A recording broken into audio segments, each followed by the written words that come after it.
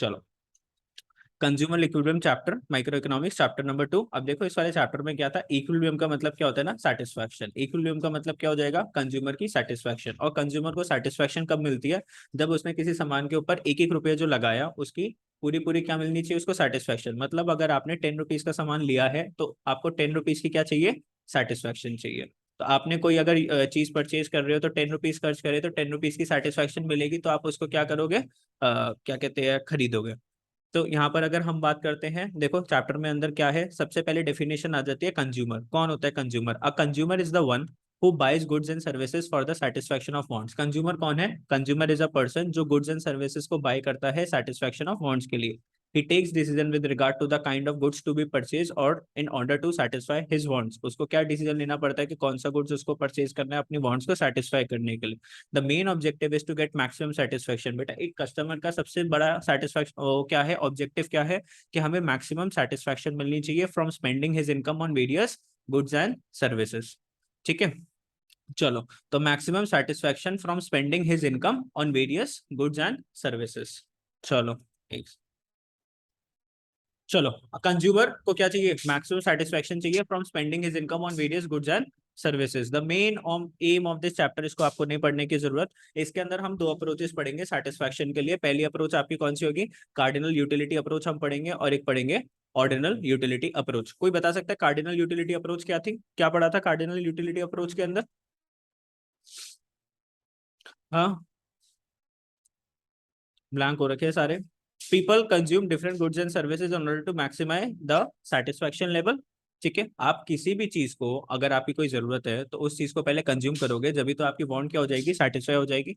However to do this it is necessary to determine the quantum of satisfaction. पहले आपको पता होनी चाहिए ना कि हमें टोटल कितनी सेटिस्फैक्शन चाहिए obtain from a particular commodity. अगर आप एक कमोडिटी को कंज्यूम कर रहे हो तो उसको आप उससे आपको कितनी सेटिस्फैक्शन मिल रही है। The concept of utility is use to attain the consumer equilibrium. तो बेटा सेटिस्फैक्शन को क्या बोलते हैं, यूटिलिटी। और इसको हम मेजर कर सकते हैं, सेटिस्फैक्शन को हम मेजर कर सकते हैं, और जो मेजरिंग यूनिट जो होती है उसको क्या बोलते हैं, यूटिल्स। क्या बोलते हैं, यूटिल्स। किसी भी चीज को आप मेजर कर सकते हो, जैसे अपने वेट को मेजर करते हो केजीज के अंदर, है ना, किसी लिक्विड को मेजर करते हो लीटर्स के अंदर, वैसे ही आपकी सेटिस्फैक्शन किस में मेजर हो जाएगी, यूटिल्स के अंदर। और सेटिस्फैक्शन को हम क्या बोलते हैं, यूटिलिटी। अब देखो सबसे पहले आप डेफिनेशन कौन सी लर्न करनी है, आपको यूटिलिटी की डेफिनेशन लर्न करनी है।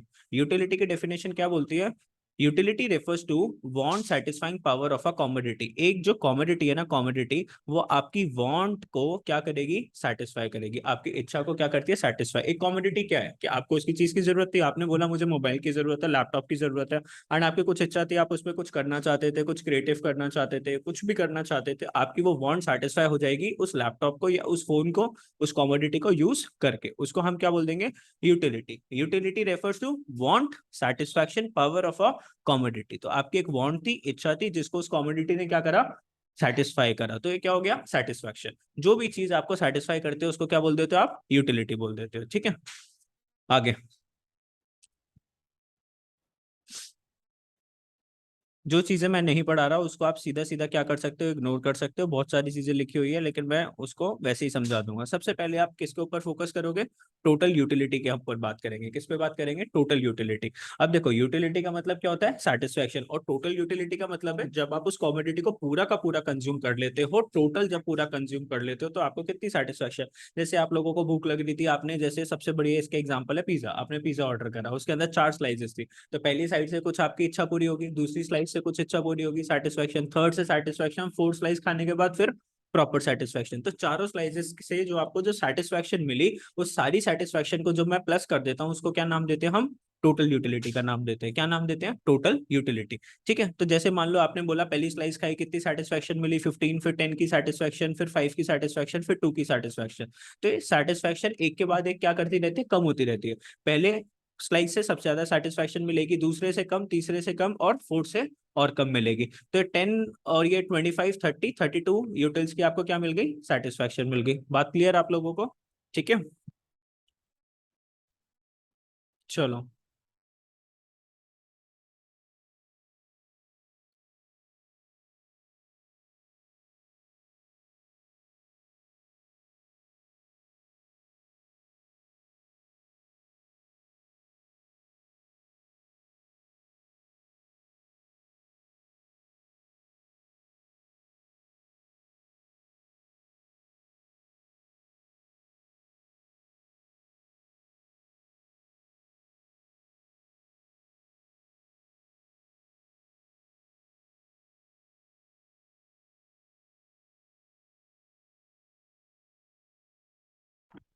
ठीक है, तो टोटल आपको कितनी सेटिस्फैक्शन मिली 32 यूटिल्स को। इसको आप लोग क्या बोलते हो, टोटल यूटिलिटी। देखो जो जो डेफिनेशंस आपको लर्न करनी है, डेफिनेशन इसकी लर्न करना। Total utility refers to total satisfaction obtain from consumption of all possible units of a commodity. Total utility refers to total satisfaction obtained from consumption of all possible units of a commodity। इस commodity की जितनी भी units थी उसको जब आपने पूरा का पूरा कंज्यूम कर लिया, तो उसको पूरा कंज्यूम करके जो आपको टोटल सेटिस्फैक्शन मिली उसको नाम क्या दिया आपने, टोटल यूटिलिटी। ठीक है, टोटल यूटिलिटी। टीयू को कैसे लिखोगे, TU is equals to unit 1 आपने कुछ कंज्यूम करी, उससे यूटिल्स की कुछ सेटिस्फैक्शन मिली, यूनिट 2 प्लस यूनिट 3, ऐसे करके जितना भी आपने कंज्यूम करा उस सबको क्या करते जाओगे, प्लस करते जाओगे, और उसको नाम क्या दे दोगे आप लोग, टोटल यूटिलिटी का नाम दोगे। ठीक है, for example first ice cream gives you a satisfaction of, आपने एक आइसक्रीम खाई 20 यूटिल्स की सेटिस्फैक्शन मिली, मन नहीं माना, आपने बोला एक और खाएंगे आज तक, उससे दूसरी आइसक्रीम खाई, एक और कितनी सेटिस्फैक्शन मिली, 16 यूनिट्स। हमेशा याद रखना दूसरी कमोडिटी आप जो भी कंज्यूम करोगे सेटिस्फैक्शन क्या होनी चाहिए, कम होनी चाहिए। पहली आइसक्रीम से कितनी सेटिस्फैक्शन मिली 20 की, दूसरी आइसक्रीम से कितनी सेटिस्फैक्शन मिली 16 की, 20 प्लस 16 टोटल कितनी सेटिस्फैक्शन मिली आइसक्रीम खा के, 36 यूटिल्स की सेटिस्फैक्शन मिली। ठीक है, डन। आगे चलते हैं, देखो नेक्स्ट आता है एमयू। क्या आ रहा है एमयू, ध्यान से देखना। Marginal utility is the additional utility derive from consumption of one more unit of the given commodity. ये मार्जिनल का मतलब क्या होता है ना, मार्जिनल एक और यूनिट खाने के बाद आपको कितनी सेटिस्फैक्शन मिल रही है। जैसे मान लो अभी आपने आइसक्रीम की बात करी, जैसे हम बात कर रहे हैं आइसक्रीम आइसक्रीम आइसक्रीम नहीं, पिज्जा की बात करेंगे, PIZZA। तो स्लाइस 1, स्लाइस 2, स्लाइस 3 और स्लाइस 4। पहले स्लाइस ने, ध्यान से देखना अभी मैं क्या कर रहा हूँ, देखो मार्जिनल यूटिलिटी का कॉलम बनाता हूं मैं एक, और टोटल यूटिलिटी का कॉलम बनाता हूं एक। ध्यान से देखो, पहली स्लाइस आपने खाई, मान लो आपको सेटिस्फैक्शन मिली 20 की, दूसरी स्लाइस खाई आपको सेटिस्फैक्शन मिली 16 की, फिर आपने स्लाइस खाई कितनी सेटिस्फैक्शन मिली 10 की, फिर आपने स्लाइस खाई कितनी सेटिस्फैक्शन मिली 3 की सेटिस्फैक्शन मिली। ध्यान से देखना, ठीक है। अब आप पहली पहली स्लाइस आपने कंज्यूम करी, टोटल यूटिलिटी कितनी मिली 20। दूसरी स्लाइस कंज्यूम करी तो बेटा पहली वाली से 20 मिली, दूसरी वाले से 16 मिली, तो टोटल यूटिलिटी कितनी मिली, टोटल सेटिस्फैक्शन कितनी मिली 36। ये क्या है बेटा, टोटल यूटिलिटी का कॉलम है, टोटल सेटिस्फैक्शन। पहला जब आपने पिज्जा खाया 20 की सेटिस्फैक्शन, दूसरा का पिज्जा खाया 16 की सेटिस्फैक्शन, टोटल यूटिलिटी कैसा आ गया, 20 में प्लस 16 करा तो यहाँ पर क्या लिखा 36। अब जब थर्ड स्लाइस आपने खाई तो कितनी की सेटिस्फैक्शन मिली 30 की, मतलब 10 की सेटिस्फैक्शन, और तीनों का अगर मैं प्लस कर दूं, तीनों का मैं प्लस कर दूं, उसको क्या बोलता हूं, टोटल यूटिलिटी। 36 प्लस 10 कितना हो जाएगा आपका 46, और 46 में प्लस 3 कर दूंगा तो कितना आ जाएगा 49। तो ये तो था एक एक स्लाइस का, ये तो था एक एक स्लाइस का। इसको आप क्या बोल देते हो कि भाई ये मार्जिनल यूटिलिटी, इसको आप क्या नाम देते हो, मार्जिनल यूटिलिटी। एक और स्लाइस खाने के बाद मुझे कितनी सेटिस्फैक्शन मिली, और इसको आपने नाम क्या दिया, टोटल यूटिलिटी। अब ध्यान से देखना, ध्यान से एक और चीज, अगर मैंने आपको एमयू दे दिया, एमयू से हमने क्या निकाल लिया, टीयू निकाला। देखो एमयू से हमने टीयू कैसे निकाला, पहले पहले यूनिट से कितनी सेटिस्फैक्शन मिली थी 20, तो मैंने टीयू कितना लिखा 20, फिर मैंने टीयू के अंदर प्लस कर दिया एमयू 16 रुपीज, ये कितना आ गया 36, फिर 36 में मैंने प्लस कर दिया 10, कितना आ गया 46, 46 में 3 प्लस करा कितना आ गया जी 49 आ गया। बात समझ पा रहे हो, कैसे प्रोसेस करो फटाफट। इसका न्यूमेरिकल आता है, टीयू से एमयू निकालना और एमयू से टीयू निकालना। अब अगर मैं आप लोगों को बोल दूं, अगर मैं आप लोगों को बोल दूं कि आपको टीयू गिवन है, आपको क्या गिवन है, टीयू गिवन है, आपको क्या निकालना है, एमयू निकालना है, तो बेटा देखो पहले वाले का जो टीयू होगा वो ही एमयू होगा 2020। ठीक है, ठीक है। अब ध्यान से देखना, पहले यूनिट खाने से आपको कितनी सेटिस्फैक्शन मिली, कितनी सेटिस्फैक्शन 20 की, सेकंड खाने के बाद टोटल सेटिस्फैक्शन कितनी मिली 36 की। बेटा पहले वाले से 20 की मिली थी और दोनों खाने के बाद 36, तो दूसरे वाले से कितनी सेटिस्फैक्शन मिली होगी, तो आप क्या करोगे 36 माइनस 20, नीचे वाले से ऊपर वाले को क्या कर दोगे माइनस, तो कितना आ गया आप लोगों का 16। अब 3 खाने के बाद आपको कितनी सेटिस्फैक्शन मिल रही है 46, 2 खाने के बाद कितनी सेटिस्फैक्शन थी 36, और 3 खाने के बाद 46, तो बताओ आपको तो तीसरा वाला है उसने कितनी सेटिस्फैक्शन दी होगी, तो आप क्या करोगे 46 माइनस 36, तो कितनी सेटिस्फैक्शन आप लिखोगे यहाँ पे 10 की।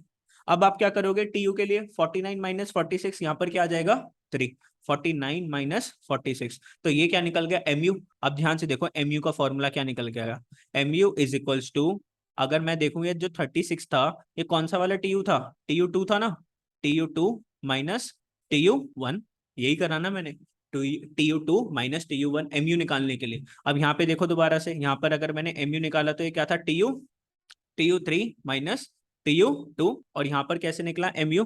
ध्यान से देखना, थोड़ा जल्दी जल्दी जा रहा हूँ लेकिन देखते जाओ, कोई डाउट है तो पूछ लो। TU4 माइनस TU3, ऐसे ही MU निकला ना। अभी ध्यान से देख लो एक बार, चलो। इसी एग्जाम्पल में मैं बहुत सारी चीजें समझाने वाला हूँ, तो इसलिए ध्यान से देखते रहना। अगर मैं TU से MU निकाल रहा हूँ तो मैं क्या कर रहा हूँ, TU का जो नीचे वाला जो नंबर है सेकंड पोजीशन वाला, उससे मैं फर्स्ट वाले को माइनस कर रहा हूँ, थर्ड वाले से सेकंड वाले को माइनस कर रहा हूँ, फोर्थ वाले से थर्ड वाले को माइनस कर रहा हूँ। ऐसे ही कर रहा हूँ ना मैं, नीचे वाले से ऊपर वाले को माइनस कर रहा हूँ। और लॉजिक भी समझ में आया। पहले हम MU से क्या निकाला था हमने, TU। और TU कैसे निकालते हैं, TU कैसे निकाला था हमने, ध्यान से देख लो एक और बार। TU की अगर हम बात करते हैं तो पहले फर्स्ट यूनिट का अगर 20 की सेटिस्फेक्शन थी, आपने 20 लिखा, फिर आपने इसमें 16 प्लस करा, आपने लिखा 36, फिर 10 प्लस करा, आपने लिखा 46, फिर 3 प्लस करा, आपने क्या लिखा 49। तो TU कैसे निकलता जा रहा है, MU को प्लस करते करते। तो TU का क्या फॉर्मूला होता है, TU is equals to summation of MU। मतलब ये क्या है, सिर्फ MU1 था ना ये, और ये क्या है MU1 प्लस MU2। ये क्या है MU1 plus MU2 plus MU3। और ये क्या है MU1 plus MU2 plus MU3 plus MU4। सारे MU को जब आप प्लस करते जाते हो तो क्या निकलता जाता है, TU, टोटल यूटिलिटी। भाई MU क्या था ना, एक स्लाइस खाने के बाद कितनी सेटिस्फेक्शन मिल रही है। TU क्या है, सबको जब मैं प्लस करता जा रहा हूं तो कितनी सेटिस्फेक्शन। तो इसके दो फॉर्मूले निकल के आए। TU का क्या फॉर्मूला होता है, समेशन ऑफ MU। इसको क्या बोलते हैं, समेशन ऑफ MU, सम करना है आपको किसका, MU का। MU को प्लस करते जाओ, TU निकालते जाओ। और ध्यान से देखो, MU का क्या फॉर्मूला होता है, TUN-TUN-1। n का मतलब क्या, मान लो अगर ये 2 है तो 2 माइनस 1 कितना हो गया 1। आप यही तो कर रहे थे ना, TU2 में से माइनस कर दिया TU1, या फिर आप कर रहे थे TU3 में से माइनस कर दिया TU2, या फिर TU4 में से माइनस कर दिया TU3। तो आपका क्या निकलता जा रहा था, MU आ रहा था। तो फटाफट से अगर आओगे डेफिनेशन के ऊपर, MU की क्या डेफिनेशन लिखी हुई है, marginal utility is the additional utility derive from the consumption of one more unit of the given commodity. एक और कॉमोडिटी जब खा रहे तो कितनी सेटिस्फेक्शन, पहला स्लाइस ऑफ पिज्जा खाया कितनी सेटिस्फेक्शन 20 की, दूसरा स्लाइस खाया कितनी सेटिस्फेक्शन 16 की, तो एक और खाने के बाद कितनी सेटिस्फेक्शन मिली, तो जब हमने सेकंड स्लाइस खाई तो और कितनी सेटिस्फेक्शन मिली 16 की। इसको क्या बोलते हैं हम, मार्जिनल यूटिलिटी। Okay done. तो यहाँ पे इसका फॉर्मूला क्या है, MU is equals to TUN minus TUN-1। बोलो, समझे मेरी बात, नहीं समझे, समझे। पार्ट तेरे पास एक वो भेज रहा हूँ, छोटी सी रिकॉर्डिंग, इसको देख ले फटाफट से, बहुत इंपॉर्टेंट क्वेश्चन है, साथ साथ करता जाइए इसको रजिस्टर के अंदर भी। बोलो किसी को। अब सीख रहे हैं, अब सीखते हैं, क्या सीखते हैं। तो आपके क्या क्या फॉर्मूले बन के आए, आपका फॉर्मूला निकल के आया TU is equals to summation of MU, और आपका फॉर्मूला निकल के आया MU is equals to TUN minus TUN-1। चलो अब आगे। तो इनकी डेफिनेशंस आप लोग लर्न करोगे, डेफिनेशन आएगी डिफाइन TU, डिफाइन MU, और इसका फॉर्मूला आपको पता होना चाहिए। ठीक है, अब बात करते हैं इसका। ये तो हमने पढ़ा था, पढ़ लिया, आगे आगे आगे इसकी रिलेशनशिप देख लेते हैं। ध्यान से देखना, अब एक और चीज की, हाँ रिलेशनशिप तो है। यहाँ पे देखो, जैसे आपकी आइसक्रीम्स है, फर्स्ट आइसक्रीम खाई, पहली आइसक्रीम खा के कितनी सेटिस्फेक्शन मिली बेटा 20 की, इसका टोटल यूटिलिटी भी कितना आएगा 20। बेटा दूसरी आइसक्रीम खाई ना, तो दूसरी वाली ने कितनी सेटिस्फेक्शन दी 16 की, लेकिन दोनों ने कुल मिला के कितनी सेटिस्फेक्शन दी 36, 20 प्लस 16। तीसरी आइसक्रीम खाई, थर्ड आइसक्रीम, कितनी सेटिस्फेक्शन 10 की, तीनों को खा के कितनी सेटिस्फेक्शन 46 की, फोर्थ खा के 4 की, फिर 50 की। अब एक टाइम ऐसा आएगा कि जब अगर मम्मी पापा ने आपको एक आइसक्रीम खिलाई तो उसको मजा नहीं आया, क्योंकि मुंह ऑलरेडी बहुत मीठा हो चुका था, दिमाग ऑलरेडी बहुत ठंडा हो चुका था। ठीक है, अब मजा नहीं आ रहा है ना। एक टाइम तो ऐसा आता है ना, कितना ऐसे थोड़ी ना अनलिमिटेड खाते रहोगे, पेट भी तो भर जाएगा, तो वहां पे सेटिस्फेक्शन क्या हो जाएगी, 0। और एक टाइम ऐसा आएगा फिर भी अगर आपको खिला दिया गया है तो क्या हो जाएगा -6, जो खाया था वो हो सकता है कि बाहर आ जाए दोबारा से। तो 50 में से क्या हो जाएगा, -6 कर दोगे तो क्या हो गया 44। मतलब देयर इज सम लिमिट ना, अगर आप एक्सेस ईटिंग कर दोगे, ओवर ईटिंग कर दोगे, तो देयर आर चांसेस कि वो बाहर आ जाए। ठीक है, माइनस सेटिस्फेक्शन नेगेटिव में चलेगी ना बेटा, इसने हार्म करा है आपको, वॉमिटिंग हो गई, ये दिस इज वॉमिटिंग हो गई। मतलब आपको यहीं रुक जाना चाहिए था कायदे से, आपका पेट और दिमाग क्या बोल चुका था, रुक जा स्वाद से रुक जा, लेकिन आपने जलेबी वाले को कहा भैया बनाता रहे, कोई बात नहीं सर ने आदत डाल दी है क्लास के अंदर, तो आपने फिर एक और खा ली, अब नहीं रुका गया, अब आपका, समझ में मेरी बात, माइनस नेगेटिव। कुछ भी डाल दो ना, -5 डालो, -4 डालो, ये तो समझाने के लिए है ना, ये फिगर इज इमेजिनरी, एक्चुअल में कुछ नहीं है। एक्चुअल में कुछ नहीं है। समझ रहे हो मेरी बात, नहीं समझ रहे? एक्चुअल में अगर आप देखो तो सेटिस्फेक्शन मेजर करते हो क्या, किसी भी चीज को लेके जाते हो क्या सेटिस्फेक्शन? हम बस ऐसा देख लेते हैं, अरे यार ये चीज 1,000 रुपए मिल गई, पहले तो 1,500 रुपए की, तो डिस्काउंट में 1,000 की मिल गई, अरे अब चीज बढ़िया है, तो आपको अगर सेटिस्फेक्शन दिखती है तो आप ले लेते हो। ऐसे तो नापने थोड़ी ना बैठते हो भैया, आपने 1,000 का प्राइस टैग ले रखा है, सेटिस्फेक्शन मेरे को 200 की मिली, मैं TUMU का कॉन्सेप्ट लगाते थोड़ी ना, ये समझाने वाली चीज है, ठीक है। चलो, अब जैसे तुम लोग लेट सपोज ना गोलगप्पे खाने के लिए जाते हो, तो चार पांच। हाँ हाँ, गोलगप्पा। लेकिन फिर आपने उस टाइम पूरा नहीं करा था ना, शुरू शुरू का ही करा था, फिर हम दूसरे चैप्टर पे स्विच हो गए थे। तो ध्यान से अब देख लो पूरा चैप्टर। तो बेटा क्या हो जाता है ना, एक टाइम ऐसा आएगा कि गोलगप्पे से हमारा क्या हो जाएगा, मन बढ़ जाएगा, फिर भी अगर आप खा लोगे तो वो नेगेटिव इंपैक्ट देगा, तो इसलिए उसको हम माइनस में लेकर के। ठीक है, बोलो डन।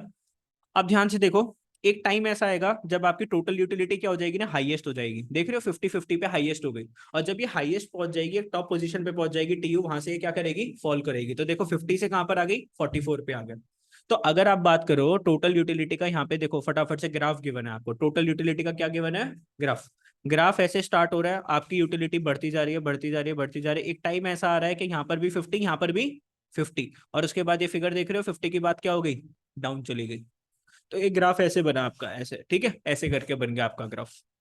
और मार्जिनल यूटिलिटी अगर आप हमेशा देखोगे तो मार्जिनल यूटिलिटी हमेशा आपका क्या करता रहेगा, डिक्लाइन करता रहेगा, वो एक बार जीरो पे पहुंचेगा। देखो मार्जिनल यूटिलिटी एक बार जीरो हुआ था ना आपका, अच्छा एक बार ये जीरो पर आया, एक्स एक्सिस को इसने टच करा, और फिर एक्स के नीचे चला जाएगा, नेगेटिव में चला जाएगा। तो ध्यान से देखो, MU का ग्राफ एक बार ऊपर से नीचे नीचे नीचे नीचे आया, जीरो पे इसने टच करा, और फिर और नीचे चला गया, तो ये क्या है, नेगेटिव, नेगेटिव सेटिस्फेक्शन।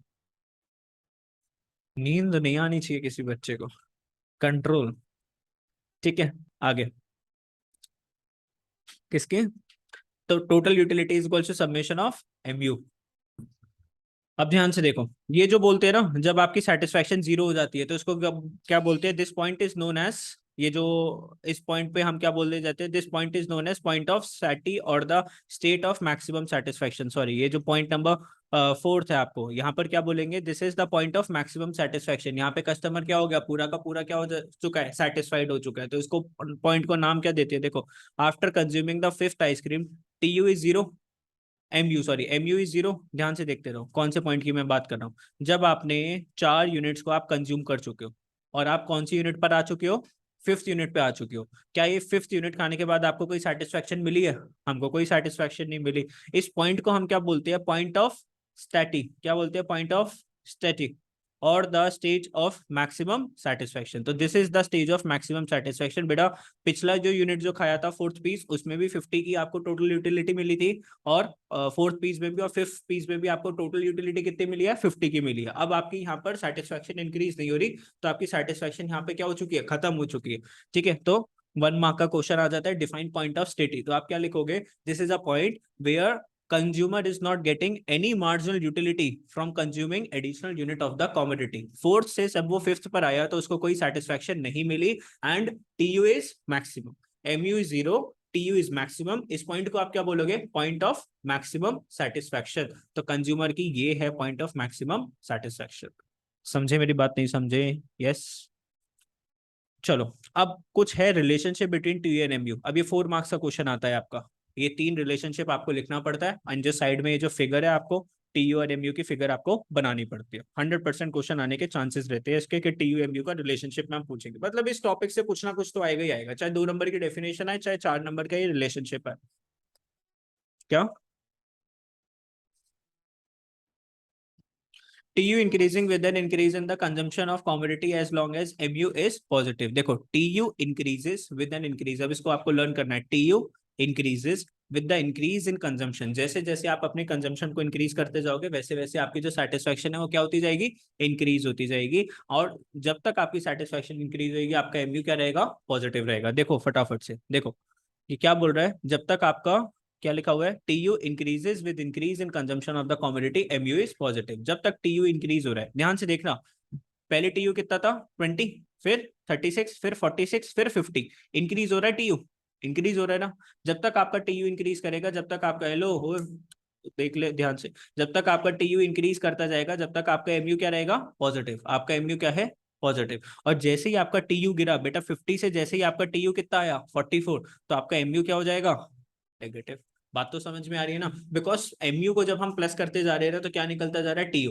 अब किसी भी नंबर में आप माइनस की वैल्यू को प्लस करोगे, माइनस की वैल्यू को प्लस करोगे तो प्लस माइनस क्या हो जाएगा, माइनस, तो टीयू की वैल्यू क्या कर जाएगी, फॉल। तो जैसे ही आपका टीयू फॉल कर रहा है इसका मतलब क्या है कि एमयू आपका क्या हो गया, नेगेटिव हो गया। तो यही चीज लिखी हुई है, देखो फटाफट से लाइन देखो क्या लिखा हुआ है, TU increases with increase in consumption of a commodity as long as MU is positive till point number fourth ice cream तक आपका ये इंक्रीज हो रहा था। In this phase TU increases but at a diminishing rate as mu from each successive unit tend to diminish। TU increase तो हो रहा है लेकिन डिमिनिशिंग रेट से इंक्रीज हो रहा है। मतलब देखो ध्यान से, पहली यूनिट जब आपने आइसक्रीम खाई तो उसने आपको कितनी सेटिस्फेक्शन दी, 20 की।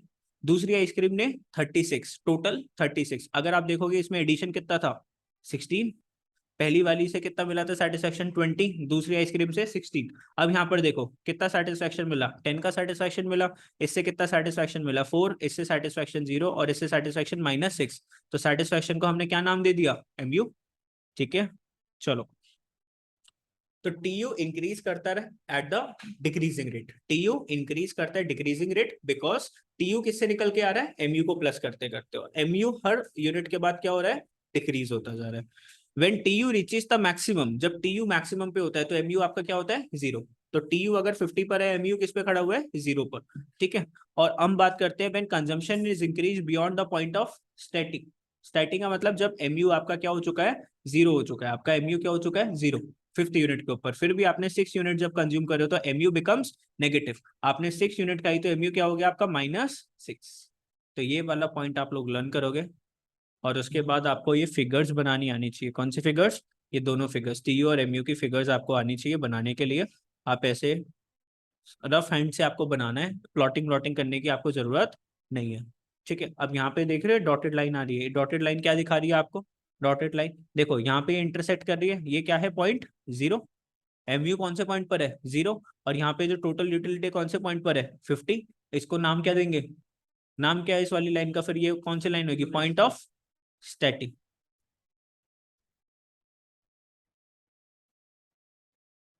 तो ऐसे करके आप लाइन दिखा दोगे जो कि एमयू को टच करेगी 0 पर, एमयू को टच करेगी 0 पर और टीयू को टच करेगी मैक्सिमम पॉइंट के ऊपर। तो फिगर्स बनानी है, मैं पहले ही बोल रहा हूँ फिगर्स बनानी है। अब दूसरा चीज स्टार्ट होती है, law of diminishing marginal utility. Marginal utility क्या होती जाएगी आपकी, डिमिनिशिंग। डिमिनिशिंग का मतलब क्या है कि आपकी जो सेटिस्फेक्शन है वो कम होती जाएगी जैसे जैसे आप एक एक यूनिट को कंज्यूम करते जाओगे। तो law of diminishing marginal utility states that as we consume more and more units of a commodity the utility derive from each successive units goes on decreasing. जो आपकी जो सेटिस्फैक्शन है वो उसके ऊपर क्या होती जाएगी, कम होती जाएगी जैसे जैसे आप ज्यादा कंज्यूम करोगे। तो ये क्या है, law of diminishing marginal utility. काफी चांसेस है 1 से 2 मार्क्स के इसके डेफिनेशन आने के, बहुत क्वेश्चन है और ये कॉन्सेप्ट हर जगह यूज हो रहा है।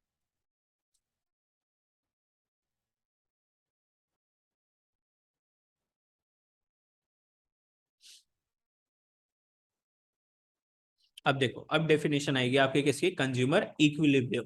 क्या होता है ये देखो, it refers to the situation. अब यहाँ पे इस वाली डेफिनेशन को आप लोग क्या करोगे, लर्न करोगे, सब कुछ मैं बताता जा रहा हूँ। तो जब मैं टेस्ट के अंदर जब दूंगा तो बोलोगे सर ये क्या पूछ लिया, वो क्या पूछ लिया, तो ध्यान से इन चीजों को लर्न करते रहना। Consumer equilibrium refers to the satisfaction, refers to satisfaction when a consumer is having maximum satisfaction, refers to the situation, sorry, when a consumer is having maximum satisfaction। तो एक कंज्यूमर को इक्विलिब्रियम में कब बोलेंगे, जब उसको क्या मिल रही है, maximum satisfaction with limited income. देखो इनकम हमेशा आपके पास अनलिमिटेड है कि लिमिटेड, खास अनलिमिटेड होती है, लेकिन हर किसी के पास इनकम कैसी है, लिमिटेड है। उस लिमिटेड इनकम से आप सबसे ज्यादा खुशियां खरीदना चाहते हो, नहीं चाहते, सबसे ज्यादा खुशियां चाहिए ना। अभी मान लो आपको दिवाली का आपको मिल गया कि घर वालों ने बोल दिया, मम्मी पापा ने बोला बेटा 3,000 रुपए की लिमिट है, जो खरीदने आप दिवाली पे क्या कर सकते हो, अपनी शॉपिंग कर सकते हो, 3,000 4,000 की आपकी लिमिट। तो उस 3-4 हजार को आप कैसे खर्च करोगे ना, जो सबसे ज्यादा जरूरत वाली हमारी चीज है या जिससे सबसे ज्यादा हमें मजा आएगा, फन मिलेगा, उस वाली चीज के अंदर ही तो पैसे लगाओगे ना। ठीक है, तो मैक्सिमम सेटिस्फेक्शन चाहिए with the limited income and has no tendency to change his way of existing expenditure. आप अपने एक्सपेंडिचर को चेंज नहीं कर सकते बिकॉज आपकी लिमिट इनकम क्या है, limited। तो consumer equilibrium refers to the situation when the consumer is having maximum satisfaction with limited income and has no tendency to change। मतलब उसका ऐसा माइंडसेट नहीं है कि वो चेंज करेगा his way of existing expenditure, जिस हिसाब से वो खर्चा कर रहा है उसकी जो सोच है, उसकी सोच के अंदर चेंज नहीं आएगा। कस्टमर कैसा होना चाहिए यहाँ पे, रैशनल कस्टमर। कैसा कस्टमर चाहिए हमें? Rational customer. रैशनल कस्टमर कौन होता है?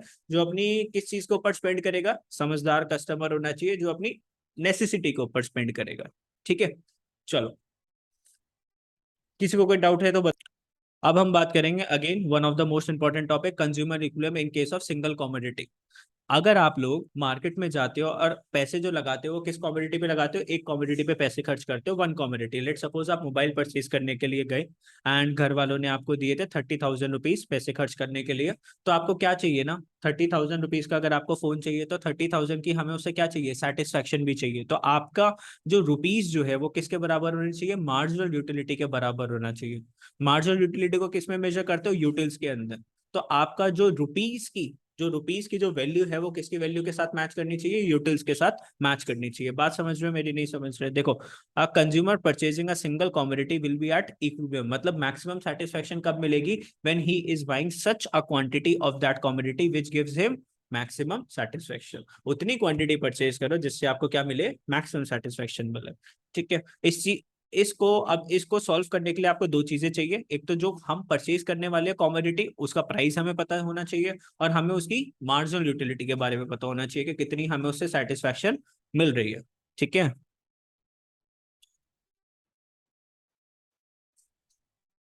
नहीं, कंज्यूमर इक्विलिब्रियम की कंडीशन। अब जब अगर मैम आपसे बोलेगी कि explain one single commodity case, तो आपको वहां पे क्या प्रूफ करना है? Marginal utility of X. Marginal utility of X is equals to price of X. X क्या है? एक कमोडिटी। तो उस कमोडिटी से जो आपको मार्जिनल यूटिलिटी जो मिल रही है वो किसके बराबर होनी चाहिए? उसके प्राइस के बराबर होनी चाहिए। अगर देखो यहाँ पर दो सिचुएशंस आती है, दो सिचुएशंस होगी। देखो, आपको कहाँ पर लेकर आना है? आपको कहाँ पर लेकर आना है मैक्सिमम सेटिस्फेक्शन के लिए? MUX is equals to PX। Maximum satisfaction कब मिलेगी? MUX is equals to price, price of commodity X. तुम लोग ऐसे सोते रहते हो। MUX अगर ग्रेटर देन PX होगा, इसका मतलब क्या है? What do you mean by this? MUX is greater then, तो सेटिस्फेक्शन है प्राइस से ज्यादा। मान लो अगर आपने एक चीज परचेज करी 5 रुपीज की, लेकिन उसको खाने के बाद सेटिस्फेक्शन मिली 10 की। 10 इज ग्रेटर देन 5। 5 रुपए का सामान था, सेटिस्फेक्शन कितनी दे रहा है आपको? 10 रुपीज की सेटिस्फेक्शन। और खरीदोगे नहीं खरीदोगे? यस। हम इसको और क्या करेंगे? परचेज करेंगे। फिर आपने फिर दोबारा से 5 रुपीज खर्च करे, लेकिन इस बार आपको सेटिस्फेक्शन कम मिलेगी। तो लेट सपोज आपको सेटिस्फेक्शन मिली 8 की। फिर भी अच्छा है सर, 5 खर्च कर रही है, मजा कितने का आ रहा है? 5 रुपए का। फिर आप एक और खाओगे, भैया एक और लगा दे। फिर 5 का उसने एक और लगा दिया। फिर आपको कितनी सेटिस्फेक्शन मिली? 6 की। आपने कहा भाई बहुत ही बढ़िया, गजब, मजा ही आ रहा है। फिर आपने बोला भैया 5 का और लगा दे, एक और गोलगप्पा खिला दे। फिर आपने खाया तो अब कितनी सेटिस्फेक्शन मिली? 5। अब आप तुमने बोला ठीक है 5 खर्च करें, 5 की सेटिस्फेक्शन मिली इस गोलगप्पे के अंदर। ठीक है, आलू वालू उसने बराबर डाले थे, वो चटनी वगैरह बढ़िया। अब आपने बोला भैया एक और लगा दो। अब देखो ध्यान से, अब क्या हो गया? उसने 5 रुपए में लगाए, लेकिन सेटिस्फेक्शन में कितने की मिली? 3 रुपए की। अब आपने बोला यार अब मजा नहीं आ रहा, लेकिन जल्दबाजी ने भैया ने एक और डाल दिया आपके डोंगे के अंदर। अब आपने खा लिया मजे में कि ये तो फ्री का था, भैया भूल गए। कभी कभार होता है ना भीड़ में, भैया काउंटिंग भूल जाते हैं। मान लो 5 उसको खिलाने थे, लेकिन उसने 6th पीस और डाल दिया आपके। तो आप खा ही जाओगे, वैसे फेंकोगे थोड़ी ना। अब उससे सेटिस्फेक्शन कितनी मिल गई ना, मान लो 0 की सेटिस्फेक्शन मिल गई। ठीक है, और फिर मजे मजे में भैया ने एक और डाल दिया कि ले बेटा एक और खा ले। या फिर एंड में वो सूखी पापड़ी नहीं देते, वो भी खा लिया आपने। अब क्या हो गया ना, वो अच्छा नहीं लगा आपको, तो -2 में चला गया आपकी सेटिस्फेक्शन। आपको कायदे से कहाँ रुक जाना चाहिए? देखो यहाँ पे रुकना आना चाहिए। यहाँ पे आपकी जो मार्जिनल यूटिलिटी है वो किसके बराबर है? आपके प्राइस के बराबर है। तो marginal utility of X is equals to PX के बराबर। मतलब अगर कस्टमर इस सिचुएशन पे है कि उसको पैसा खर्च करके मार्जिनल यूटिलिटी ज्यादा मिल रही है ना, तो वो एक और खाएगा, फिर एक और खाएगा, फिर एक और खाएगा। लेकिन अब यहाँ पर ये क्या हो जाएगा ना, इसको यहाँ पे स्टॉप होना पड़ेगा, इसको यहाँ पे स्टॉप होना पड़ेगा, क्योंकि 5 रुपए खर्च करके सेटिस्फेक्शन कितने की मिली? 3 की। तो आप कहाँ पर स्टॉप हो जाओगे? यहाँ पर स्टॉप हो जाओगे। ठीक है, कौन सी सिचुएशन में थे अभी हम? When marginal utility is greater then PX। अब देखो पढ़ लेते हैं फटाफट से। आप कहां पर फंस गए? आप यहाँ पर फंस गए, marginal utility is greater than price. तो then consumer is not at equilibrium. अभी कंज्यूमर इस पे नहीं है ना, इक्विलिब्रियम पे नहीं है, क्योंकि वो कब होता है? जब MUX is equal to PX होता है। He goes on buying. इस सिचुएशन में वो क्या करेगा ना, और खरीदता जाएगा, क्योंकि जितना वो पैसा खर्च कर रहा है उसको उस पैसे से ज्यादा सेटिस्फेक्शन मिल रही है, because benefit is greater then cost. जितने की वो चीज की कॉस्ट है ना, प्राइस जितने का है उससे ज्यादा का उसको क्या मिल रहा है? सेटिस्फेक्शन। वो खरीदता जाएगा। As he buys more, marginal utility falls. अब जैसे जैसे वो खरीदता जा रहा है मार्जिनल यूटिलिटी फॉल कर रहा है। कब आपको स्टॉप हो जाना चाहिए? जब मार्जिनल यूटिलिटी किसके बराबर आ जाएगा? प्राइस के बराबर आ जाएगा। ठीक है, बिकॉज ऑफ ये मार्जिनल यूटिलिटी क्यों फॉल करता है? Because of law of diminishing marginal utility. तो मार्जिनल यूटिलिटी फॉल करता है because of law of diminishing marginal utility. ऐसे वर्ड्स को लिख लेना, marginal utility falls because of law of diminishing marginal utility. When MU becomes equals to price, consumer gets the maximum benefit and is in equilibrium। अब ध्यान से देखो, अब आप कहां पे फंस गए? ध्यान से देखना, आप कहां पर हो? Marginal utility is less than price. ठीक है, अब आपने 5 रुपीज खर्च करा, सेटिस्फैक्शन 3 की मिल रही है। अब आप क्या करोगे? अपनी कंजम्पशन को क्या करोगे? मान लो या फोर्थ यूनिट पे थे, कौन सी यूनिट पे थे? Fourth unit, fourth piece of golgappa. उसने क्या करा? 5 का आपने खर्च करा, सेटिस्फैक्शन कितने की मिली? 3। तो आप तीसरे वाले के पास जाओगे, आपने 4 खा लिए थे। कस्टमर को कहाँ पे रुकना चाहिए? अब रिवर्स कैलकुलेशन हम करेंगे, ध्यान से देखना। अब अगर 5 रुपीज का आपने खाया होता तो यहाँ पे कितनी सेटिस्फैक्शन मिल रही थी? लेट सपोज आपको 4 को। अभी आप एक और पीछे जाओगे, 2 के ऊपर जाओगे, तो ₹5 पे कितनी सेटिस्फैक्शन मिली? 5। तो आप कितने यूनिट्स पे रुक जाते? 2 यूनिट्स के ऊपर आप रुक जाते। मतलब सीधी सी बात है, आपको यहाँ पे मान लो टेबल गिवन है, आपको देखो यहाँ पर क्या गिवन है ना, टेबल गिवन है। ध्यान से देखते जाना, इस टेबल के थ्रू भी मैं एक बार थोड़ा सा समझा देता हूँ। आपने 1 2 3 4 5 6 पीसेज आपने खाए। प्राइस हमेशा हर चीज का क्या रखोगे? कांस्टेंट। प्राइस कभी भी फ्लक्चुएट नहीं करेगा, तो प्राइस हमेशा कॉमोडिटी का कितना था? 10 10 10 10। मार्जिनल यूटिलिटी कितनी मिल रही थी? पहले यूनिट से 20, फिर 16, फिर 10, फिर 4 0 6। आप जब भी ये बनाओगे ना टेबल से, अगर वो बोलता है कि टेबल से आपको सिंगल कॉमोडिटी, आपको टेबल बनानी पड़ती है सिंगल कॉमोडिटी केस, अगर 4 मार्क्स का क्वेश्चन आता है तो टेबल देख लो कैसे बनाना है। यूनिट्स ले लो 6 यूनिट्स, प्राइस सारा क्या ले लो? कांस्टेंट। और MU कैसे लोगे? डिमिनिशिंग, गिनना चाहिए MU। और एक पॉइंट ऐसा दिखा देना जब वो क्या हो जाए? 0, और एक पॉइंट दिखा देना कि वो नेगेटिव हो जाए। इसको रटने की जरूरत नहीं है, समझने की जरूरत है। MU हमेशा क्या करेगा? फॉल, और एक पॉइंट पे 0 और फिर नेगेटिव। अब आप क्या करोगे? ध्यान से, ये जो मार्जिनल यूटिलिटी है ना, यूटिल्स के अंदर गिवन है, ध्यान से देखते रहना। मार्जिनल यूटिलिटी किस में गिवन है? यूटिल्स। आप इस मार्जिनल यूटिलिटी को किस में कन्वर्ट करोगे? रुपीस के अंदर। किस में कन्वर्ट करोगे? रुपीस के अंदर। तो मार्जिनल यूटिलिटी इन रुपीस, रुपीस का साइन लगा हुआ है बच्चे। तो मार्जिनल यूटिलिटी पहले किस में निकालोगे? रुपीस में। अब मैंने यहाँ पे देखो क्या बोला, 1 यूटिल्स इज इक्वल टू ₹1। मैंने 1 यूटिल्स को किसके बराबर रख दिया? ₹1। तो अगर मुझे इसको रुपीस में कन्वर्ट करना है तो मैं इसको किससे डिवाइड कर दूंगा? 1 से डिवाइड कर दूंगा। अगर मैं इसको ₹4 कर देता तो इसको किससे डिवाइड कर देता? 4। मतलब मैं क्या बोलना चाह रहा हूँ, एक यूटिल्स की जो सेटिस्फेक्शन है वो कितने रुपए में मिल रही है? ₹1 में। तो आप इन सबको 1 से डिवाइड कर दोगे तो फिर दोबारा से वही आ जाएगा, है ना। लेकिन ये जो MU जो आ गया वो किस में आ गया? रुपीस की फॉर्म में आ गया। अब ये वाला जो बॉक्स है वो किसके साथ मैच करना चाहिए आपको? प्राइस के साथ मैच करना है। अब ध्यान से देखो बेटा, यहाँ पे 10 था, ₹10 खर्च कर रहे थे, सेटिस्फेक्शन कितनी? 20 की। एक और पीस खा लो, 10 खर्च करा, सेटिस्फेक्शन कितनी की? 16 की। एक और ₹10 का खर्चा करा, सेटिस्फेक्शन कितने की? 10 की। ये बेस्ट है। यहाँ पर आपका कस्टमर को क्या करना चाहिए? रुक जाना चाहिए। तो यहाँ पर देखो, यहाँ पर लिख दिया आपने consumer equilibrium, MUX is equals to PX। और ऊपर वाले केस में क्या दिख रहा था आपको? Marginal utility was greater than price. अब नीचे वाला केस देखो, 10 का खर्चा, सेटिस्फैक्शन 4 की, 10 का खर्चा, सेटिस्फैक्शन 0 की। अब ये वाला कौन सा केस है?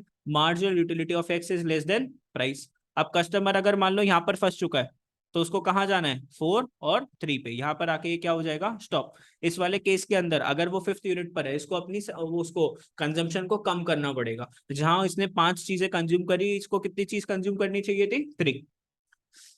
सर आप लोरी सुनाने वाले बन जाओ सर। देखो, अब हम बात करेंगे consumer equilibrium in case of 2 commodities. किस में निकालेंगे हम? 2 कमोडिटीज के अंदर। अभी हमारे पास एक कमोडिटी थी, अब किसकी बात कर रहे हैं? 2 कमोडिटीज। तो अगर कंज्यूमर जाता है 2 कमोडिटी परचेज कर रहा है तो कब उसको रुक जाना चाहिए? कितना उसको कंज्यूम करना चाहिए? और अंदर से आवाज आनी चाहिए कि बस अब यहाँ पे रुक जाओ, इससे ज्यादा आपको कंज्यूम करने की जरूरत नहीं है। तो यहाँ पर देखना ध्यान से, the law of DMU, DMU मतलब diminishing marginal utility, applies in case of either one commodity or one use of a commodity. However, in the real life, consumer normally consumes more than one commodity. हम सिर्फ एक ही commodity consume करते हैं कि बहुत सारी commodities consume कर रहे हैं? बहुत सारी commodities. In such a situation, देखो ध्यान से, law of equi marginal utility helps in optimum allocation of the income. अब एक और कौन सा लॉ आ गया? Law of equi marginal utility. Law of equi marginal utility. ये लॉ क्या बोलता है हमको, देखो, the law of equi marginal utility is based on law of DMU. ये भी किसके ऊपर, बेसिस के ऊपर बना है, डीएमयू के बेसिस के ऊपर बना है। ऑल एजम्पशंस, सारे जो एजम्पशंस जो डीएमयू के थे वो इसके अंदर लगते हैं। लेकिन सर इसकी फिर डेफिनेशन क्या होती है, तो ध्यान से देखते हैं इसकी डेफिनेशन क्या है। According to the law of equi marginal utility, आप लोगों को लर्न करना है। According to this law, consumer gets, according to the law of equal marginal utility, a consumer gets maximum satisfaction when ratios of, ध्यान से पढ़ लेना, ये क्वेश्चन आ जाता है, when ratios of mu of two commodities and their respective prices are equal.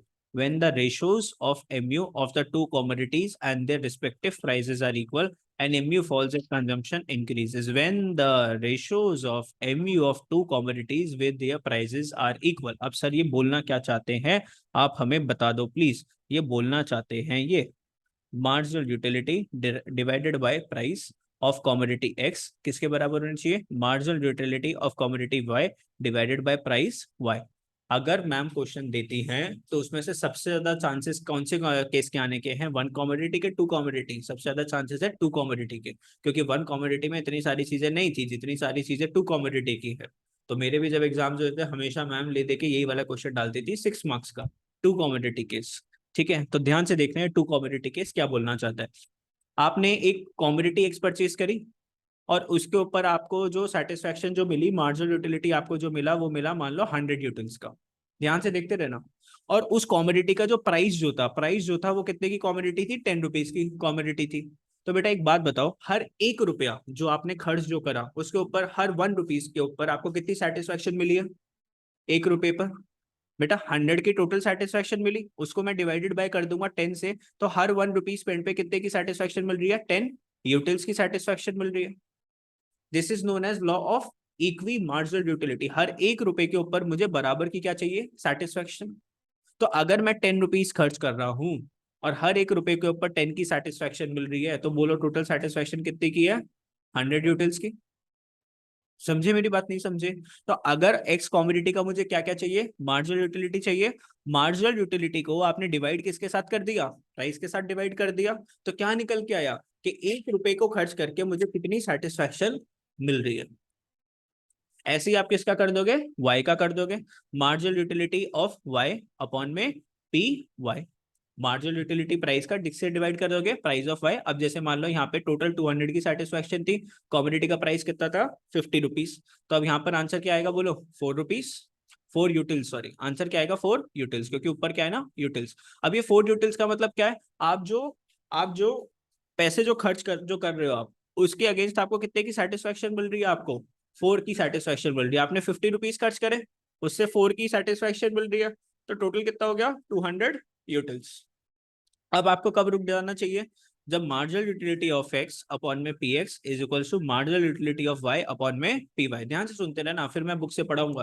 तो आपको यहाँ पर क्या करना चाहिए, स्टॉप करना चाहिए। अब क्वेश्चन के अंदर दो सिचुएशंस कौन सी बनेगी, when marginal utility of X upon में P X is greater than marginal utility of Y by P Y. इससे क्या पता चल रहा है, कस्टमर को कौन सी कमोडिटी ज्यादा अच्छी लगती है, एक्स के वाई, एक्स ज्यादा अच्छी लगती है, तो वो क्या कर रहा है, उसको ज्यादा कंज्यूम कर रहा है ना, उसको ज्यादा कंज्यूम कर रहा है। लेकिन जैसे जैसे वो एक्स को ज्यादा कंज्यूम करता रहेगा बेटा, उसका क्या कम होता रहेगा, ये कम होता रहेगा। प्राइस क्यों कम होता रहेगा, प्राइस तो हमेशा कांस्टेंट रहेगा। उसका मार्जिनल यूटिलिटी क्या होता जाएगा, कम होता जाएगा। अब ध्यान से देखो, न्यूमरेटर होता जा रहा है कम और प्राइस तो क्या है, कांस्टेंट। तो धीरे धीरे यहाँ पे ये जो बड़ी वाली जो वैल्यू थी ये क्या आती जाएगी, कम होती जाएगी। तो ये कम होएगी और आपको कब रोक दे रहा है, जब एम यू एक्स अपॉन में P X is equals to M U Y upon में पी वाई आ जाता है। तो यहाँ पे आप क्या कर जाओगे, स्टॉप। अब इसके आगे आप क्या नहीं करोगे, एक्स को कंज्यूम नहीं करोगे। बात समझे नहीं समझे? तो अगर आप कौन सी सिचुएशन पे हो, इस वाली सिचुएशन पे, this means consumer is buying x, उसको एक्स ज्यादा अच्छा लगता होगा, लेकिन जब वो ज्यादा एक्स कंज्यूम करेगा तो उसकी मार्जिनल यूटिलिटी क्या होती जाएगी, कम होती जाएगी। ठीक है, अब देखो पढ़वा देता हूँ मैं आप लोगों को। देखो ये वाली सिचुएशन है, suppose M U X upon में P X. In this case consumer is getting more marginal utility in case of good X as compare to Y. Marginal utility किसका ज्यादा है, एक्स का ज्यादा है। Therefore he will buy more of X, X और consume करेगा and less of Y. Y कम consume कर रहा है, this will lead to fall in. अब जब वो एक्स को ज्यादा कंज्यूम करेगा तो उसका जो मार्जिनल यूटिलिटी है वो क्या कम होता रहेगा। एंड राइज किसका होता रहेगा बेटा, वाई को वो कम कंज्यूम करेगा और एक्स को वो ज्यादा कंज्यूम करेगा। क्यों? अगर एक्स को ज्यादा कंज्यूम कम कंज्यूम करेगा तो वाई ज्यादा कंज्यूम करेगा। समझ रहे हो मेरी बात? नहीं समझ रहे? क्योंकि इनकम क्या है ना, लिमिटेड। ऐसा नहीं है वो दोनों ही चीज बराबर कंज्यूम करेगा, एक अगर ज्यादा कंज्यूम कर रहा है तो दूसरी कम करेगा। ये कब तक इसको करता रहेगा? जब तक till M U X upon में P X is equal to M U Y upon P Y नहीं आ जाता। एक्स वो ज्यादा कंज्यूम कर रहा है ना, तो इसका एम यू क्या करता जा रहा है, कम होता जा रहा है। और वाई को कम कंज्यूम कर रहा है तो इसका जो एम यू है वो बढ़ता जा रहा है। जिस चीज को आप कम कंज्यूम करते हो उसकी जो उसकी वो जो है ना अंदर से जो सेटिस्फेक्शन है वो क्या होती जाती है, मार्जिनल यूटिलिटी क्या होती रहती है, बढ़ती रहती है। और जिस चीज को ज्यादा कंज्यूम करते हो उसकी जो मार्जिनल यूटिलिटी है वो क्या होती रहती है, कम होती रहती है। तो एक्स आप ज्यादा कंज्यूम कर रहे थे तो इसकी मार्जिनल यूटिलिटी क्या करेगी, कम होगी। और वाई को आप कम कंज्यूम कर रहे हो तो इसकी मार्जिनल यूटिलिटी बढ़ेगी। और कब आपको स्टॉप हो जाना है, जब आप इस वाली सिचुएशन पे पहुंच जाओगे। अब देखो ध्यान से, अब इसका रिवर्स लिख दोगे इसके अंदर। अब ये क्या ज्यादा कंज्यूम कर रहा है, वाई ज्यादा कंज्यूम कर रहा है क्योंकि इसकी मार्जिनल यूटिलिटी वाई की ज्यादा है। अब ये क्या करेगा, वाई को ज्यादा कंज्यूम करेगा, एक्स को कम कंज्यूम कर रहा है। अब वाई को ये कंज्यूम करता रहेगा तो इसकी जो मार्जिनल यूटिलिटी है वो कम होती रहेगी और इसकी मार्जिनल यूटिलिटी बढ़ती रहेगी। लेकिन इसको कब रुक जाना है, जब ये वाली सिचुएशन आएगी। तो इसको आपको अपनी लाइंस में लिखना है ना, मैंने समझा दिया आपको। ये नहीं है कि कॉपी पेस्ट आपको ये सब लिखना है, लेकिन जब आप एक्सप्लेन जब करोगे तो सामने वाले को समझ में आना चाहिए आप क्या लिखना चाहते हो। इस चीज के अंदर ये नहीं है कि आपको डिट्टो कॉपी वाले वर्ड्स लिखने हैं, but whatever you are writing should give some meaningful explanation. ठीक है, कुछ आउटकम निकल के आना चाहिए, सामने वाला समझ जाए आप लोग क्या लिख रहे हो। ओके, ठीक है। तो आप ये दो केसेस लिखोगे। तो जब टू कॉमोडिटी केस जब आएगा तो सबसे पहले आप किसकी डेफिनेशन लिखोगे, डीएमयू की डेफिनेशन लिखोगे। फिर ये डेफिनेशन आ गई किसकी, law of equi marginal utility. फिर आप क्या लिख दोगे कि सर ये कंडीशन है जो हमें पूरी करनी होती है, एम यू एक्स अपॉन में P X is equal to M U Y upon P Y. फिर इन दो सिचुएशन को आप क्या करोगे, एक्सप्लेन करोगे। बस खत्म हो जाएगा उसके बाद। ठीक है, फिगर्स वगैरह आपको बनाने की जरूरत नहीं है। IC curve, indifference curve. अब देखो, वर्ड का नाम क्या है, इनडिफरेंस। इनडिफरेंस मतलब जिसके बीच में आप क्या नहीं कर पा रहे, डिफरेंस नहीं कर पा रहे। इनडिफरेंस का मतलब क्या होता है कि आप दो चीजों के बीच में डिफर नहीं कर पा रहे। जैसे मान लो ये दो फोन थे, अब आपको ऑप्शन मिला ये फोन के ये फोन, अब आपको नहीं समझ में आ रहा है, एक फोन के अंदर स्क्रीन अच्छी है, एक फोन के अंदर कुछ अच्छा है। तो आप जो है ना डिफर नहीं कर पा रहे कि कौन सा परचेज करना है आपको, कौन सा परचेज नहीं करना। तो उस पॉइंट में कस्टमर क्या हो जाता है, इनडिफरेंट। दोनों का प्राइस भी सेम है, दोनों में कुछ कुछ अच्छी चीजें हैं, एक में कुछ अच्छी चीज है, एक में कोई दूसरी चीज। आपको दोनों चीजें चाहिए, आपको दोनों चीज। अब घर वाले तो दिलाएंगे नहीं कि बेटा दोनों फोन कैसे दिला दें, कोई भी एक आपको परचेज करना पड़ेगा। तो अब यहाँ पर आईसी में क्या है ना, ध्यान से देखो आईसी के अंदर, ध्यान से देखो आईसी के अंदर अगर मैं बात करता हूँ, सारी चीजों का प्राइजेस क्या है, एक जैसा है। इसके अंदर जो ना कुछ बंडल्स बनते हैं, अभी बंडल्स क्या होते हैं मैं बताता हूँ। इसके अंदर हम एक कॉमोडिटी की बात नहीं करते, दो कॉमोडिटी होती है, दो बंडल्स होते हैं इसके अंदर कॉमोडिटी के अंदर। जैसे मान लो आप मार्केट में गए और घर वालों ने बोला बेटा फ्रूट्स खरीद लियो अपने मन पसंद। तो आपने बोला मेरे को तो मैंगो भी बहुत ज्यादा पसंद है, और आपने बोला मेरे को तो स्ट्रॉबेरीज भी बहुत ज्यादा पसंद है। तो मैंगो वर्सेस स्ट्रॉबेरी, तो आपने क्या बोला कि यहाँ पे हम कंफ्यूज है कि मैंगो कितना ले और स्ट्रॉबेरी कितना परचेज करे, और आपके पास जो है ना कितने रुपीज है, 200 रुपीज है। उसके अंदर आपको कुछ कुछ परचेज करना है, मैंगोज और स्ट्रॉबेरी। अब यहाँ पे कंज्यूमर क्या हो जाता है ना, थोड़ा कंफ्यूज है। भाई 2 किलो आम खरीदे, 1 किलो आम खरीदे, स्ट्रॉबेरी 1 किलो खरीदे, 2 किलो खरीदे। आपको जो सेटिस्फैक्शन जो मिलेगी ना, इक्वल सेटिस्फैक्शन मिलती है। ये जो लाइन है ना आईसी लाइन, देखो ध्यान से, पहले मैं आपको बताता हूँ। ऐसा बनता है आपका आईसी कर्व, ऐसा बनता है आपका आईसी कर्व। यहाँ पे एक कॉम्बिनेशन है, कॉम्बिनेशन ए, एक है कॉम्बिनेशन बी, एक है कॉम्बिनेशन सी। अब ध्यान से देखना, यहाँ पे है मान लो मैंगोज, यहाँ पर क्या है, स्ट्रॉबेरीज। अब यहाँ पर एक कॉम्बिनेशन आया, मान लो यहाँ पे 10 स्ट्रॉबेरीज और 1 मैंगो। यहाँ पर क्या है, मान लो आपकी 5 स्ट्रॉबेरीज और 2 मैंगोज। यहाँ पे लिख देता हूँ मैंगोज, और यहाँ पर मैं लिख देता हूँ, अच्छा मैंने उल्टा कर दिया क्या, यहाँ पे मैं लिख देता हूँ स्ट्रॉबेरीज। ध्यान से, इसका कॉम्बिनेशन क्या हो गया, 10 स्ट्रॉबेरीज आ जाएगी और 1 क्या आ जाएगा, मैंगो। बी वाले की बात करें तो 5 स्ट्रॉबेरीज आ जाएंगे आपके पास, एस। और यहाँ पर हम बात करेंगे तो मैंगोज कितने आ जाएंगे, 2 मैंगोज आ जाएंगे। और यहाँ पे पॉइंट नंबर सी पे क्या दिखेगा आपको, यहाँ पर अगर मैं मार्किंग करूँ तो यहाँ पे 1 स्ट्रॉबेरी और मान लो 3 मैंगोज, तो 1 स्ट्रॉबेरी और 3 मैंगोज। तो ऐसे ऐसे कुछ करके ना आपके बंडल्स बन गए। यहाँ पे कितनी कॉमोडिटीज की हम बात करते हैं, 2 कॉमोडिटीज की हम बात करते हैं। बहुत सारे बंडल्स बन जाते हैं, बंडल ए, बंडल बी और बंडल सी। अब यहाँ पर आप इनडिफरेंट हो कि मैं ऑप्शन ए लूं, ऑप्शन बी लूं कि ऑप्शन सी लूं? इन तीनों ऑप्शन से आपको जो सेटिस्फैक्शन, आप क्या बोलोगे ना कि सर आप वो चीज परचेज कर लो जिससे आपको सबसे ज्यादा क्या मिले, सेटिस्फैक्शन। तो मैं आपको बता दूं यहाँ पे सबकी सेटिस्फैक्शन क्या है, इक्वल। सबसे सेटिस्फैक्शन भी मिल रही है इक्वल। तो अब क्या परचेज करना चाहिए, क्या नहीं परचेज करना चाहिए, इसको हम क्या बोलते हैं, आईसी कर्व। क्या नाम देते हैं हम इसको, आईसी कर्व, इंडिफरेंस कर्व। देखो क्या लिखा हुआ है फटाफट से। Indifference curve refers to a graphical presentation of various alternatives and combination of bundles of two goods. तो बहुत सारे combinations given है बंडल्स के। कितने गुड्स का बंडल है, दो गुड्स का बंडल है। Among which the consumer is indifferent, consumer क्या ना इंडिफरेंट है, मतलब वो इसको नहीं पता चल रहा कि ये परचेज करूं, वो परचेज करूं, कि ये परचेज करूं। ठीक है, इक्वल सेटिस्फैक्शन कर्व, इसको और क्या नाम दे सकते हो आप, इक्वल सेटिस्फैक्शन कर्व दे सकते हो, या फिर क्या बोल सकते हो, आईसो यूटिलिटी कर्व, जिसके अंदर सबकी यूटिलिटी क्या है ना, सेम है। ठीक है, जैसे मान लो आपका एक कॉम्बिनेशन था, कॉम्बिनेशन पी, एक कॉम्बिनेशन है आपका क्यू, उसके अंदर 1 एप्पल आ रहा है, 15 बनानास आ रहे हैं, या फिर 2 एप्पल आ रहे हैं, या फिर 10 बनानास आ रहे हैं। अब देखो अगर एक कॉमोडिटी आप बढ़ाते जा रहे हो तो दूसरी कॉमोडिटी आपको क्या करनी पड़ेगी ना, कम करनी पड़ेगी, बिकॉज इनकम क्या है हमारी, लिमिटेड है। आर कॉम्बिनेशन आपने लिया तो एक और एप्पल लिया, तो आपने जो बनानास है वो क्या कर दिया, कम कर दी। समझे मेरी बात, नहीं समझे? ठीक है, चलो। तो इंडिफरेंस कर्व आपको समझ में आया। तो ऐसे करके आपने क्या बना दिए, वेरियस बहुत सारे ले लिए, और ऐसे करके आपका क्या बन जाएगा, एक कर्व बन जाएगा। इसको क्या बोलते हो, आईसी कर्व। तो सबसे पहले आपको लर्न होना चाहिए आईसी कर्व की डेफिनेशन।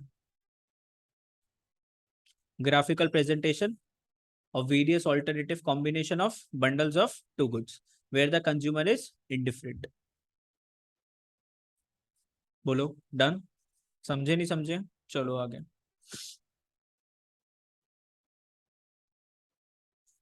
अब इसके अंदर एक पॉइंट आता है जो कि काफी ज्यादा इंपॉर्टेंट है, मोनोटोनिक प्रेफरेंसेस।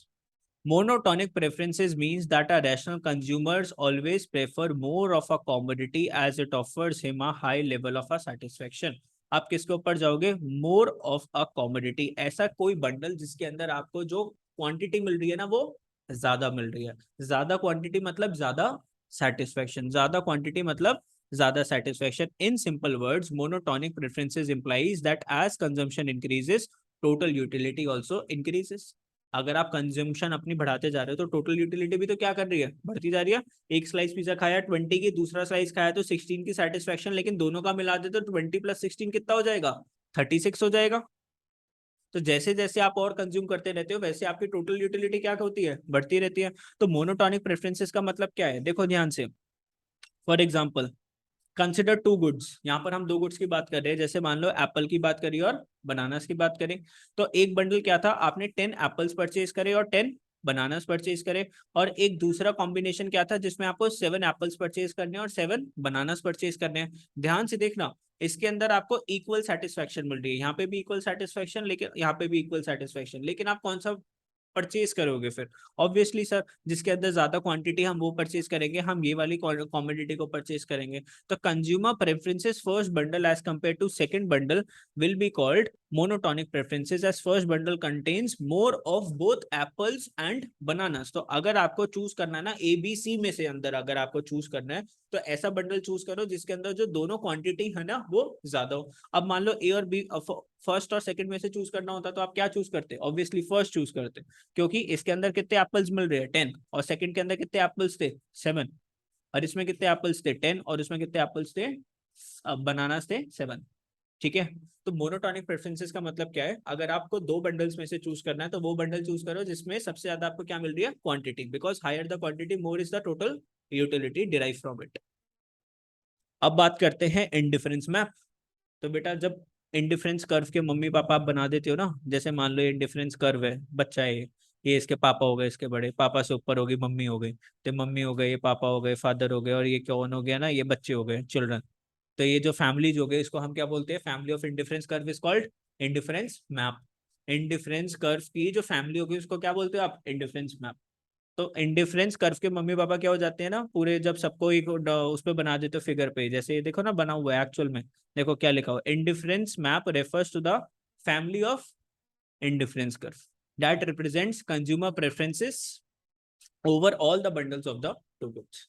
तो जब एक ग्राफ के ऊपर आप दो तीन इंडिफरेंस कर्व बना देते हो तो उसको नाम क्या दे देते हो, इंडिफरेंस मैप। अब दिक्कत क्या आएगी कि सर इसमें से कौन सा कर्व अच्छा है, ये वाला कर्व अच्छा है, ये वाला कर्व अच्छा है कि ये वाला कर्व अच्छा है, इसमें से कौन सा कर्व हमें चूज करना चाहिए। तो higher indifference curve represents higher level of satisfaction. जो कर्व सबसे ऊपर होगा वो सबसे ज्यादा हम क्या करेगा, सेटिस्फाई करेगा। तो सबसे अच्छा कर्व कौन सा है, IC3। ठीक है, क्वेश्चन आएगा ना यहाँ से कौन सा कर्व हमें चाहिए, कौन सा कर्व अच्छा होता है, तो आपको क्या आंसर देना पड़ेगा, higher indifference curve represents higher level of satisfaction, क्योंकि इसके अंदर सारी चीजें क्या होंगी, ज्यादा होगी। ठीक है, अब एक कॉन्सेप्ट आता है marginal rate of substitution, MRS। बेटा अभी हमने बात करी थी उसकी यूटिलिटी की।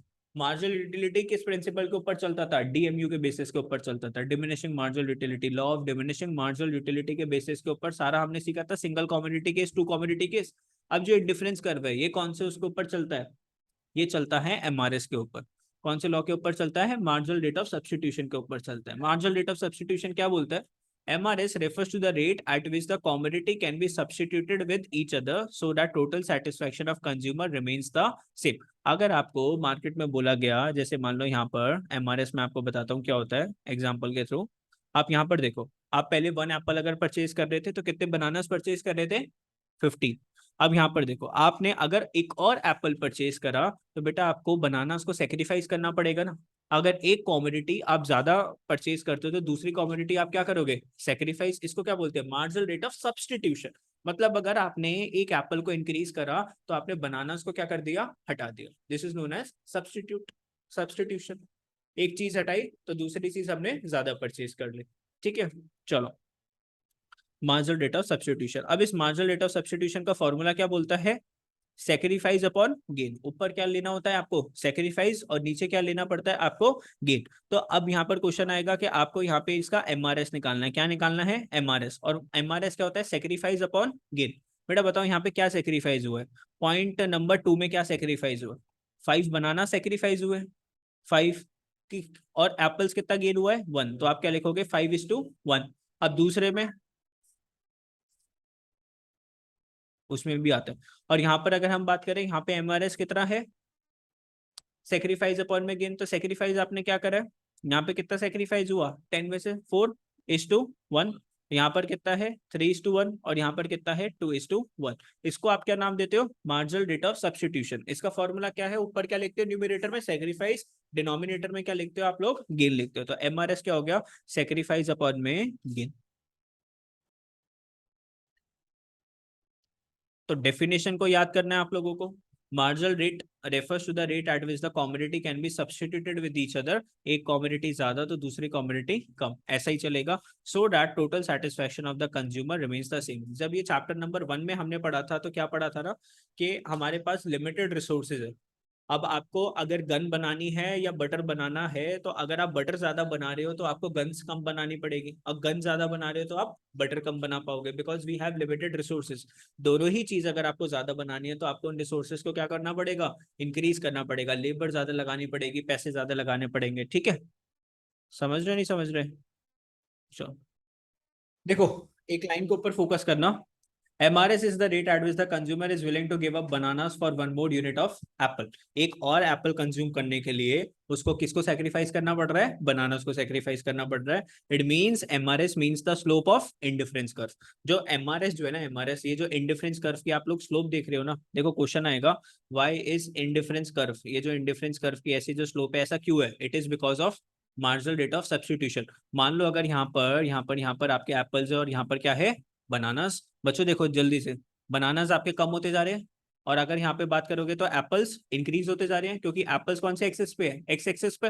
और ये एक्स एक्सेस क्या होता जा रहा है, इंक्रीज। और अगर आप ये वाला एक्सेस देखोगे, ये क्या होता जा रहा है, कम। तो ये MRS ही तो दिखा रहा है, यहाँ पर आपके एप्पल्स क्या हो रहे हैं, गेन होते जा रहे हैं, और आपके जो बनानास है वो क्या होते जा रहे हैं, सेक्रीफाइस होते जा रहे हैं। तो this slope of IC curve is due to marginal rate of substitution. तो ये क्वेश्चन आएगा आप लोगों का एग्जाम के लिए, what is the reason behind the slope of IC curve. तो आप बोलोगे the reason is MRS। MRS को डिफाइन करोगे, उसका फिर फॉर्मूला लिखोगे, क्या लिखोगे, यूनिट्स सेक्रीफाइस अपॉन में यूनिट्स गेन। ठीक है, हाँ ग्राफ बनाना है तो ग्राफ बना दोगे। तो यही आपको एग्जांपल दे रखा है, इस एग्जांपल से इससे क्या बना दिया, बेटा यही ना, कर्व।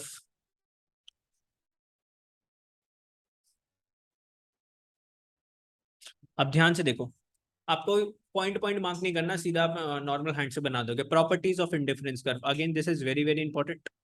बस ये लास्ट आपका टॉपिक है। ये कितनी चीजें हम पढ़ने वाले, कितनी प्रॉपर्टीज, 4 प्रॉपर्टीज, बस ये यहाँ से नहीं है आपका टॉपिक बजट लाइन। बस इतना सा बचा है, एक पेज नहीं लिखा ही नहीं हुआ ना उसके अंदर बजट लाइन, फिर क्यों पढ़ेंगे ना, फिर तुम लोग फिर सो जाओगे और लंबा लंबा सो जाओगे सर। चलो पॉइंट नंबर 1 है, सेकंड टाइम हो गया demand. Properties of indifference curve, indifference curve are always convex to the origin. But इसकी जो फिगर जो होती है, इस फिगर को क्या बोलते हो, कॉन्वेक्स टू द ओरिजिन। ये फिगर क्या होती है, कॉन्वेक्स टू द ओरिजिन। और ये वाली जो फिगर होती है ये क्या होती है, कॉन्केव टू द ओरिजिन, है ना। ये चीज आपने साइंस में सीखी थी। तो MRS curve is always convex to the mirror origin, and indifference curve is convex to the origin because of MRS, diminishing MRS. MRS declines continuously because of law of diminishing marginal utility. MRS declines continuously, marginal rate of substitution decline करते रहते continuously because of the law of diminishing marginal utility. मतलब IC की figure के पीछे कौन है, MRS, और MRS के गिरने के पीछे कौन है, diminishing marginal utility. तो IC के कर्व के पीछे कौन है, डिमिनिशिंग MRS, और डिमिनिशिंग MRS के पीछे कौन है, law of diminishing marginal utility. ठीक है, आगे। When the consumer consumes more and more of apples, his marginal utility from apples keeps on decreasing, and he is willing to give up less and less of bananas for each apple. तो bananas वो कम से कम देता है फिर हर एक Apple के लिए। Therefore, indifference curve are convex to the origin. It must be noted that MRS indicates the slope of IC. तो IC के स्लोप के पीछे कौन है, MRS, और MRS के पीछे कौन है, डिमिनिशिंग मार्जिनल यूटिलिटी। देखो यहाँ पे इस वाली लाइन से लिखा हुआ है, क्या लिखा हुआ है, as the consumer consume more and more of apples, his marginal utility from apples keeps on declining. Apple ज्यादा खा रहा था बंदा शुरू में, तो उसकी जो सेटिस्फेक्शन थी वो एप्पल से क्या होती रही, कम होती रही। अब वो क्या एप्पल ज्यादा खाना चाहता है कि कम खाना चाहता है, कम। तो अब उसको एप्पल्स कम कंज्यूम करना है, तो उसको जो बनानास को जो सेक्रीफाइस है वो ज्यादा करना पड़ेगा कि कम करना पड़ेगा, सेक्रीफाइस, सेक्रीफाइस कम करना पड़ेगा बनानास का। क्योंकि अगर वो सेक्रीफाइस ज्यादा करेगा ना बनानास तक, तो उसको क्या कंज्यूम करना पड़ेगा, एप्पल। लेकिन एप्पल वो ऑलरेडी इतना खा चुका है कि अब उसको एप्पल नहीं कंज्यूम करना। तो यही चीज लिखी हुई है, देखो ध्यान से पढ़ो। As the consumer consume more and more of apples, his marginal utility from apple keeps on declining, he is willing to give up less and less of bananas for each apple. ठीक है, क्योंकि वो Apple नहीं खाना चाहता। तो Apple कम consume करेगा तो बनाना ज्यादा कंज्यूम करेगा, तो उसका जो सेक्रीफाइस होगा बनानास का वो कम रहेगा। ठीक है, आगे। इंडिफरेंस कर्व स्लोप्स डाउनवर्ड्स, ऐसे ही आ रहा है ना कर्व, ऐसे डाउनवर्ड्स। तो it implies that a consumer consumes more of one good, he must consume less of other goods. एक गुड अगर ये कम करता जा रहा है ना, तो ये जो y एक्सिस वाला जो गुड था ये क्या कर रहा है, कम। तो दूसरा वाला गुड उसको क्या करना पड़ेगा, ज्यादा कंज्यूम करना पड़ेगा। तो y एक्सिस वाला गुड कम कंज्यूम हो रहा है, x एक्सिस वाला गुड इसका ज्यादा कंज्यूम हो रहा है। ये हमेशा ऐसे ही जाता है, यस। जब भी तो हमेशा कॉन्वेक्स टू द ओरिजिन होता है। हो गया, देख ली।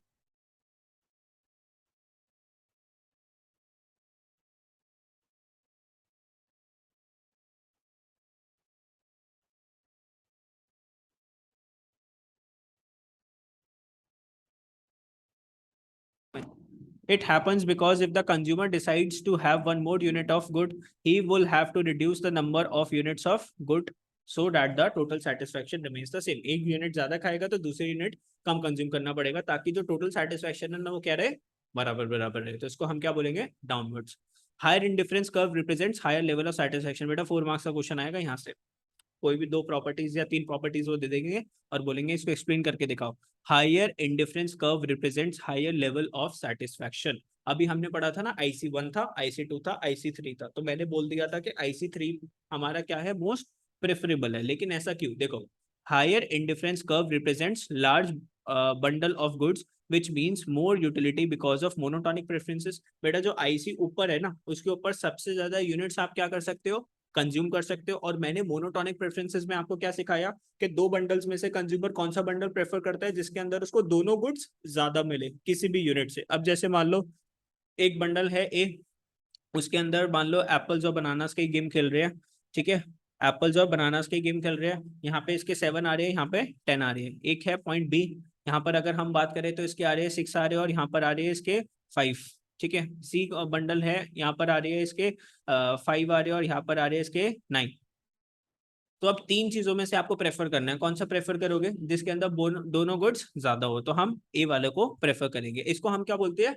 Monotonic preferences. और बेटा ये कहां पर मिलेगा? ये सबसे ऊपर वाले आईसी पे मिलेगा, हायर आईसी पे मिलेगा। कौन सा? ऑप्शन नंबर ए, ठीक है। तो यहाँ पर हमें दोनों यूनिट ज्यादा मिल रही है, दोनों यूनिट ज्यादा मिल रही है, तो टोटल यूटिलिटी भी इसकी क्या होगी?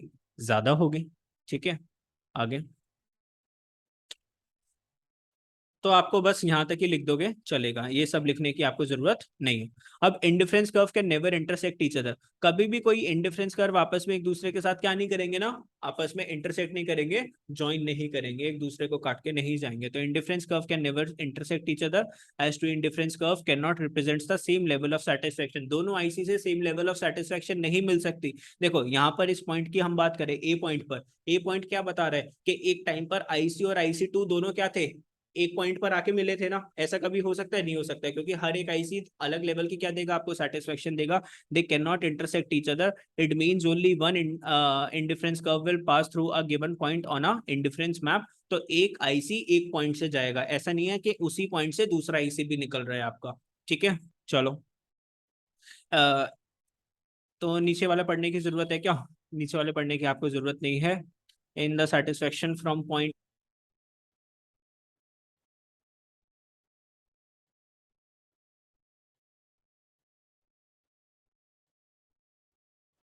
तो ये वाला टॉपिक आप लोगों का क्या हो गया? फिनिश हो गया। चलो